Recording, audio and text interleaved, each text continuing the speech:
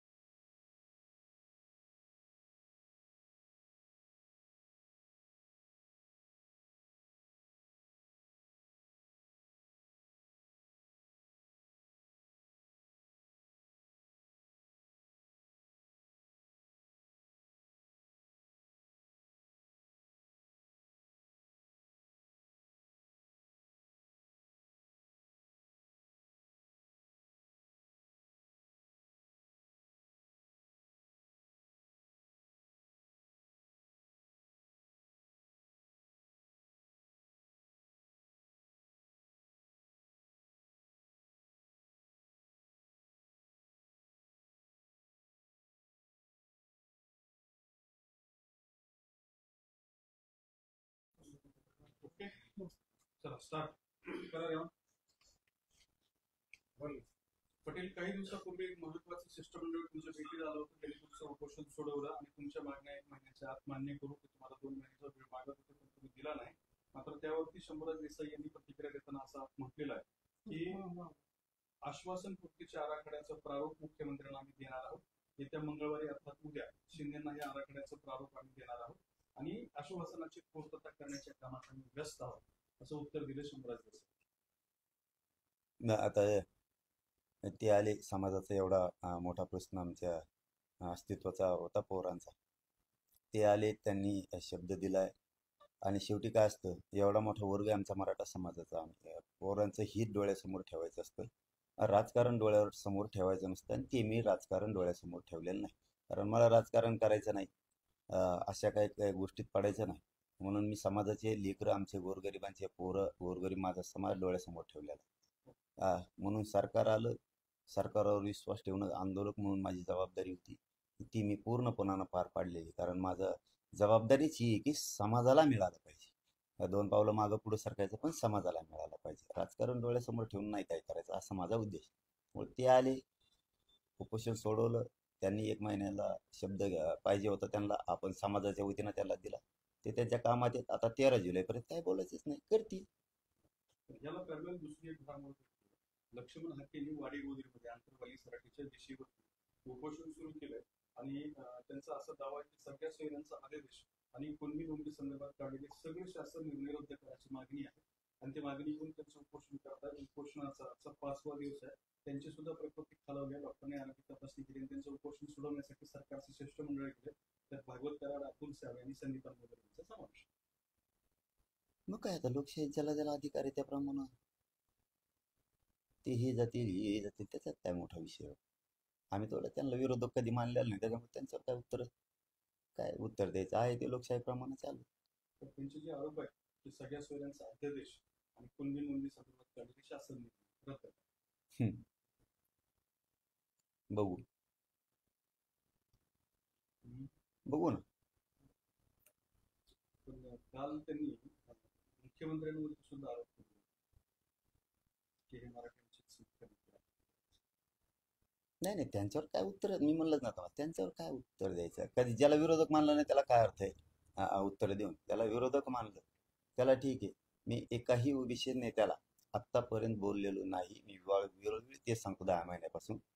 यांना म्हणजे ओबीसीचे ते तायवाडे भाऊ असतील किंवा आपले कोण आणखीन शेंडगे साहेब असतील, हे असे जे प्रमुख व्यक्ती आहेत त्यांना मानलंच नाही, कारण ते विरोधक नाहीच आहेत आमचे. शेवटी ओबीसी आणि हे मराठा समाज यांचं गावखेड्यातलं जे आजचं जीवन आपण बघतोय, ते एकमेकाच्या प्रेमात गेलेले, सुखादुखात गेलेले, आजही ते चाललं एकमेकाला सहकार्य करणं. पण त्यांना कधी विरोधक मानलेलंच नाही आम्ही. आणि काहीच नाही, ज्याला मानलंय त्याला मानलंय, तो आहेच विरोधक. पण गावखेड्यातल्या ओबीसींना मी कधी विरोधक मानलं नाही, आणि आता कोण आहेत त्यांनाही नाही मानलं. तरीही मराठ्यांचा मुद्दा जर ओबीसी घुसला तर ओबीसी आरक्षणात संपतो. नाही, ते काय म्हणायचं ज्याचा त्याचा प्रश्न आहे. पण गरिबांची ही लेकरं, स्वतःचे लेकरं डोळ्यासमोर आहेत, तसे दुसरे हे लेकरं असले पाहिजे. याला पुढं पुरोगामी महाराष्ट्रातला राहणारा नागरिक म्हणलं जातं. तसं दुसऱ्याचे लेकरं जरा डोळ्यासमोर ठेवले पाहिजे. मराठ्यांची तशी ठेवले पाहिजे, त्यांचं कल्याण झालं पाहिजे. ही कधीतरी आपल्या काळावर हात ठेवून विचारायला पाहिजे की मराठ्यांचे लेकरं मोठे झाले पाहिजे. पण तुम्ही एकीकडे जीवाची बाजी लावून मराठा समाजाला ओबीसीतून आरक्षण देण्याची मागणी करता आणि मग ही तुमच्या वाटेमध्ये असे विनाकारण खेळ होतो. नाही नाही, चालत असतं. त्याचा विचारच नाही केला मी कधीच. जितके काही आंदोलन झालेत विरोधात 10 महिन्यात, त्याचा कधीच विचार केलेला नाही आणि कधी करणारही. आणि मुख्यमंत्री हे काय कुठं एका जातीचे याचे नसते, कधीच कोणाचे असू दे, ते कुठं जातीचे काय नसते. त्यांचे असल्यावर थोडीच जनता म्हणलेली, असं काय नसतं. कुठलं जातीचं असलं म्हणजे मुख्यमंत्र्याला जातीत तोलायचं नसतं, मग ते कोणत्याही जातीचे असतं. याला पुरोगामी महाराष्ट्रातले राहणारे नागरिक म्हणलं जातं. पण आता जाता त्याचा विषय, ते माझा विषयच नाही. मुख्यमंत्र्याला काय म्हणायचं, मुख्यमंत्र्यांनी त्यांना काय म्हणायचं, मी काय प्रवक्ता थोडा आहे त्यांचा की त्यांच्याबद्दलचं कोणी कोणी काय म्हणा. काही दिवसात तुमच्या आंदोलनाला आता 1 वर्ष पूर्ण होतं. आतापर्यंत काय मिळवलं, काय गमावलं? 13 तारखेपर्यंत मी थांबतोय. काय गमावलंय, काय मिळवलंय, हे समाजाकडं लेखाजोखा आहे. परंतु आता अशा पोटी 13 तारखेपर्यंत बसलाय. मग काय गमवलंय ते 13 जुलैच्या नंतर सांगता येईल. आणि कोणाकोणाला गमवायला बी लावायचं हे बी 13 तारखेला सांगता येईल. आज बोलण्यापेक्षा आज अत्यंत आत्मविश्वास जास्तीचा आतीचा ठेवणं आवश्यक आहे. कारण डोळ्यासमोर आहेत पोरं मराठीची, त्यामुळे काय करतीलच ही आशा आहे. प्रकाश शेंडगे हे असं म्हणाले की 57 लाख बोगस कुणबी नोंदी रद्द करा. सगळ्या सोयऱ्यांच्या जे आला विरोध केलाय. ओबीसी नेत्यांची बैठक झाली आणि त्या बैठकीत अगदी तुमच्यासारखंच त्यांनी सुद्धा 288 जागा लढवण्याचं निर्णय घेतला. नाही नाही ते आता त्याला कोण काय आता लोकशाहीत कोण म्हणू शकतं त्यांना लग्न का चांगलं आहे ना. राहू दे महाराष्ट्र मोकळाचं काय. तुम्ही इकडून आम्ही इकडून म्हणतो राहिला मोकळा. पण उगा एवढं मोठ्यांनी बोगस म्हणायचं कुठं काय म्हणायचं. त्यामुळे मी एकतर पहिल्यांदा सांगितलं मी त्यांना खरंच विरोधक मानलेलंच नाही. ही ताकद त्यांनी मराठ्यांना आरक्षण द्यायला विरोध करण्यापेक्षा ज्या गोरगरीब धनगर बांधवांना आज रानावनात काम करायला लागतं, चिखलात राबवायला लागतं, जनावराकडं मेंढपाळाकडं रात्रंदिवस राबायला लागतं, ही शक्ती त्यांना इष्टीतून आरक्षण मिळवण्यासाठी जर वापरली असती तर गोरगरिबाचं कल्याण झालं असतं. ते काय म्हणतायत की 288 लढू वागणणार लढू, त्याबद्दल काय लढायचा प्रत्येकाला लोकशाहीत अधिकार आहे. त्यामुळे त्याच्यावर काय कोणी टिप्पणी करूच शकत नाही.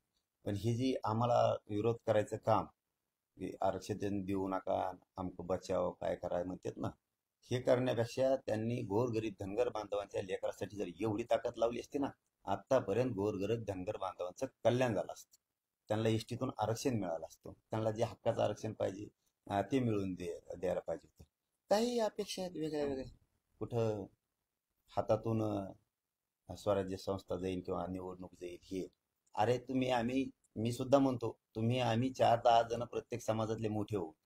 धनगर समाजातले 10-20 मोठे होते आणि मराठ्यातले 10-20 मोठे होते आणि त्या राजकारणाच्या नादी लागून आपण आपला राजकीय विचार निवडून येण्याचा करण्यापेक्षा शिक्षणात आपल्या जातीचं गोरगरिबाचं लेकरू कसं जाईल, त्याला आपण जे धनगर बांधव मागणी करतात ते आरक्षण एसटीतलं कसं मिळेल याच्यासाठी ताकद लावा.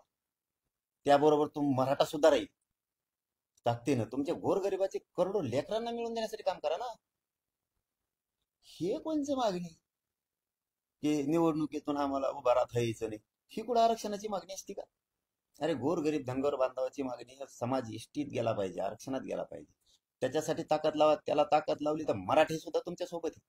कसं काय तुम्हाला इष्टीतून धनगर बांधवाला आरक्षण देत नाही तेही आम्ही बघू ना. ते नाही आणि वेगळंच काहीतरी आणते. मराठ्याला आरक्षण मिळत आमचं राजकीय अस्तित्व खलास होईना. तुमचं होईल 10-5 जणांचं राजकीय अस्तित्व खलास. करोडो लोकांना जे आरक्षण लागतं तुमच्या त्यांचं कशाला वाटोळ करता. त्यासाठी लढा ना. एसटी आरक्षणासाठी एवढी ताकद लावा. इथं आम्हाला न मिळून देण्यासाठी मोर्चे काढण्यापेक्षा सभा घेण्यापेक्षा कुटाणे करण्यापेक्षा एसटीतून आरक्षण मिळवण्यासाठी ताकदीला लढा ना. त्या तुमचं 10 जणांचं कल्याण होण्याऐवजी राजकीय करोडो धनगर बांधवांच्या लेकराचं कल्याण होईल आणि त्यांच्या वाट्याला राबण्यात आलेलं कष्ट काबाड कष्ट तरी कमी होईल. आता सध्या तिथे शिष्टमंडळ थांबून आहे उपोषण सोडवण्यासाठी. शिष्टमंडळाला फक्त असं म्हणतात की तुमच्या शिष्टमंडळ म्हणजे राज्यामध्ये बोगस कुणबी नोंदीचा घोटाळा झाला त्यांचा फ्रॉड म्हणता येतो त्याला, आणि तेही सरकारच्या संरक्षणाखाली हा फ्रॉड झालेला आहे. नाही जाऊ दे, मला त्याच्यावरती नाही उत्तर द्यायचं. मला कोणाला काय म्हणायचं, मला कसं मिळायचं मराठ्यात कसं मिळवून द्यायचं मी त्याला खंत. मी असले उत्तर द्यायला नाही बसलो. त्याचा दुसरा एक आरोप आहे की मराठा समाजाला सामाजिक दृष्ट्या मागास सिद्ध करू शकत नाही म्हणून सगळ्या सोयऱ्यांचा आणि ओबीसी मधून आरक्षण देण्याचा घाट. मी म्हणतो द्यायचंच नाही मला यांना उत्तर. किती घटना कळती याच्यावरच लक्ष देते आम्हाला. कोण मागाशी कोणा सिद्ध आहे म्हणजे आयोगापेक्षा भारी झाले काय कायद्या घटनेपेक्षा. काय बोलायचं उगा कुंकडपण त्यांना उत्तर द्यायच बसायचं. ते म्हणतात की ओबीसी आरक्षण कसं लागणार नाही. चलो धन्यवाद. त्याचं लॉजिक मला सांगावं असं. काय घटना चालक आहे काय, कायदा चालक आहे इथं. कायदे अस्तित्वात आहेत, सगळे सरकार अस्तित्वात आहे, इथं आयोग अस्तित्वात आहे, इथं मागासवर्ग आयोग अस्तित्वात आहे, इथं सगळं आहे ना. इथं न्याय मंदिर आहे, सगळं अस्तित्वात आहे. धक्का लागतो का नाही आम्ही कोण सांगणार आहे तिकडे विचार ना. लागतोय का नाही लागत, कुठं लागतोय धक्का कशाला. कोणाला मी म्हणतो काय, ज्याला विरोधक मानला नाही त्याला उत्तर देण्यात मला रस नाही. मी खरं सांगतो तुम्हाला, विरोधक मानलंच नाही त्यांना आम्ही विरोधक मानतच नाही. मानलं असतं तर आतापर्यंत आम्ही सुद्धा तोडीस तोड उत्तर दिलं असतं. आम्ही मानतच नाही त्यांना हो. कारण आम्हाला त्या मुस्लिम बांधवांच्या गोरगरीब लेकरासाठी लढायचे, आम्हालाही गोरगरीब धनगर बांधवांसाठी लढायचे. त्यांना कसं मिळत नाही ते आम्हाला बघायचं. 12 बलुतेदारांसाठी लढायचे, दलित बांधवांचे काही प्रश्न आहेत त्यांच्यासाठी हे यांचं कुठं ना कुठं याच्यात वेळ घालत बसतात. हे चित्रपटाला विरोध होतोय. छगन भुजबळांचा त्यामध्ये नाही ते असेल ते मला रसच नाही. जे मला आज आरक्षणात आपला जीव जास्त, त्यात विरोध होतो माझा असला कोणाचा असला, ज्याच्यात आपला रसच नाही तिकडे इकडे हे उद्योग आरक्षण मिळायला सोडून द्यायचं. माझं ध्येय माझ्यावर कोण टीका करतं याच्यावर नाही. माझं ध्येय कोण आंदोलन करतंय त्याच्याकडे मी बघत नाही.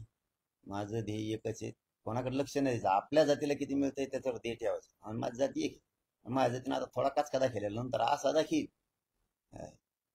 की एसटीत बसायलाच नाही यांची कोण राहणार. तिकीट गोली यांची सगळ्याची, एसटीने फिरायची सुद्धा पंचायत यांची. म्हणजे इतकं वाईट वाटन त्यांना, असा त्याचा अर्थ.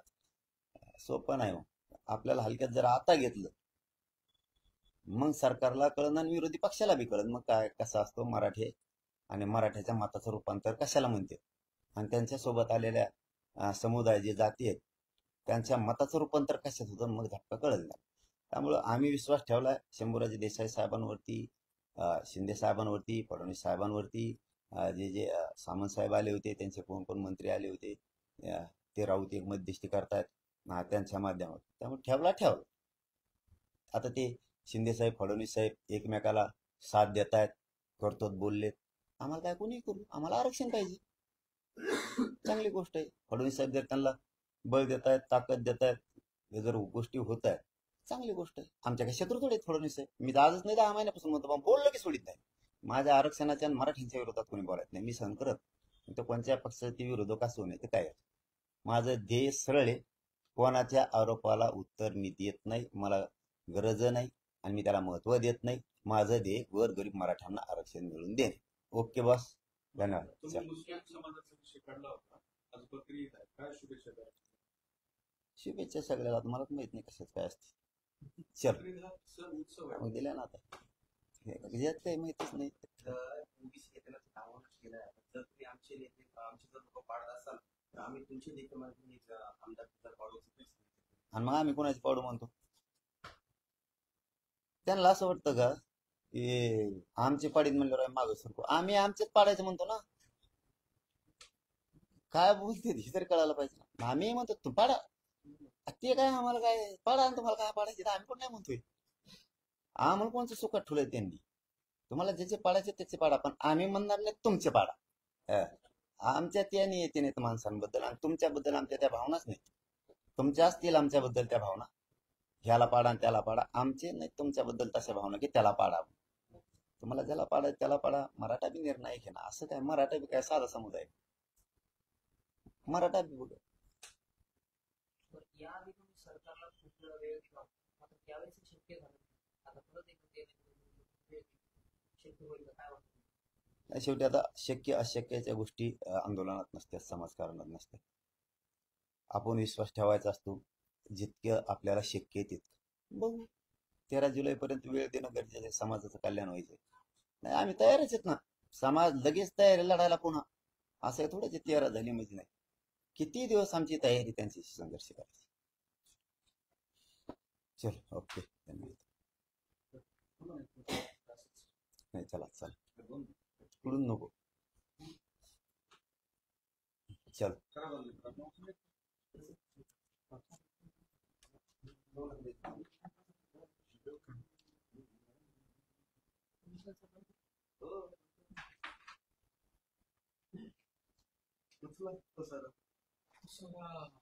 ही 2 विषय संपणार आहे तिकडे हो का? मग 5 मिनिटं थांबून जाऊ. पण चहा बारा. सांगितलं आता रोज पीत नाही आपण असतो. ते उपोषण सोडल्यावर शुभेच्छा देऊ ना आपण त्यांना. चल.